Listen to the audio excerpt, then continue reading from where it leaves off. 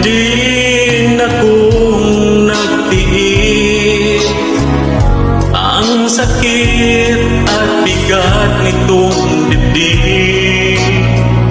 Wala sa sarili, lumilipad ang isip, at maraming tanong kung bakit.